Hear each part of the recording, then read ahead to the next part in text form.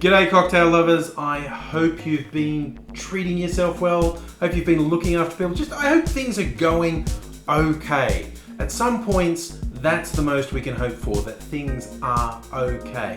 And in the Northern Hemisphere, particularly in the places that get very cold, that in and of itself can make life tough around this time of year. I'm in the Southern Hemisphere, we're at our warmest part of the year, which can have its own problems. Although it's raining right now, you might hear it occasionally while I talk.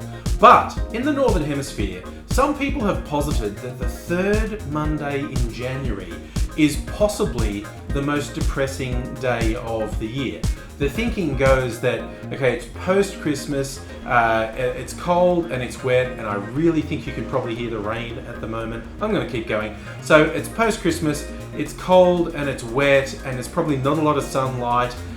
It may have sunk in how much money you spent at Christmas and over that whole holiday period.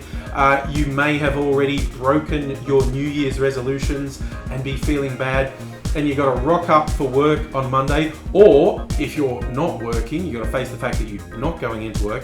And the idea is, the third Monday in January can be the most depressing day of the year. People coined the term Blue Monday for it. Now, obviously there's no science behind this whatsoever. And we're not talking about clinical depression. We're not talking about diagnosable depression. We're just talking about not feeling great. And I saw this, they said, and of course, there are cocktails known as a Blue Monday. In fact, remarkably consistent in the recipe across multiple websites for a Blue Monday cocktail. So when I read about this concept of Blue Monday, I saw there's a Blue Monday cocktail, and one of my favorite tracks from the 80s is New Order's Blue Monday. I thought, I'm gonna make a Blue Monday. So I checked it out, and it's a vodka-based cocktail. Now, I have got on the record multiple times recently on how vodka is a bullshit ingredient.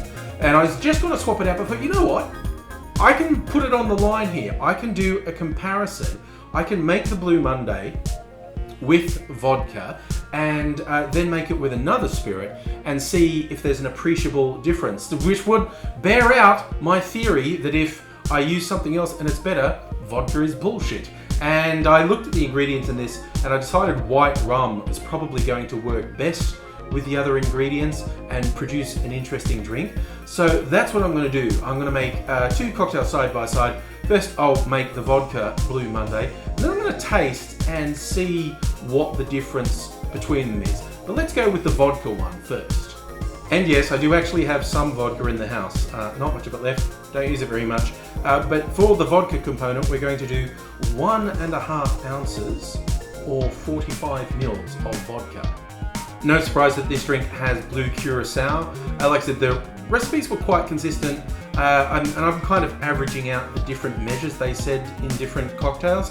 So I'm going to do 1/2 ounce or 15 mils of blue curacao. In my mind, a little blue curacao goes a long way. We're also going to add 3/4 ounce of orange curacao, very curacao flavored drink this one. You could use Cointreau or Triple Sec if that's what you have on hand. Got a locally made dry curacao, so we're going to do 3/4 ounce. That's roughly between 22.5 to 25 mils of orange curacao. Now, this ingredient was from the most interesting version of the recipe I saw online, and it wasn't a widely used one, but I like the sound of it, so I'm going to put 1/2 ounce of dry vermouth, 15 mils of dry vermouth in our Blue Monday. Finally, some orange bitters going in, just 2 dashes, and that is the sum total of our ingredients in our Blue Monday. We add ice to our shaker, bang it in hard, and shake for about 10 seconds. And now I'm going to strain that into a chilled coupe with my Hawthorne strainer.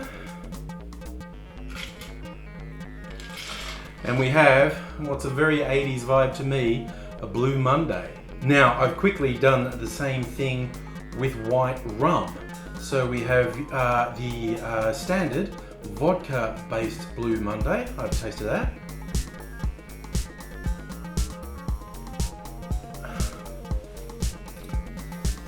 I'm really glad I went with the dry vermouth. I thought that would make it a bit more interesting. Because honestly, when I saw the recipe of vodka and curacao, I thought that is not a very subtle, nuanced or complex drink.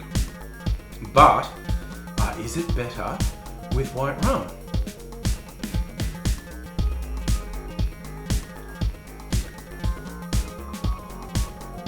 It definitely has a lot more character with white rum. And that is not even a little surprise, honestly.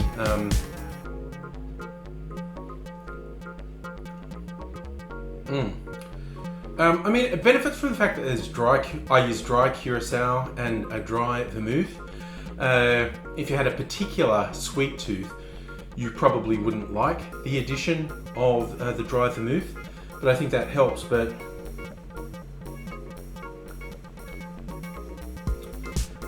yeah, honestly, it isn't even close. The white rum it just has noticeably more character.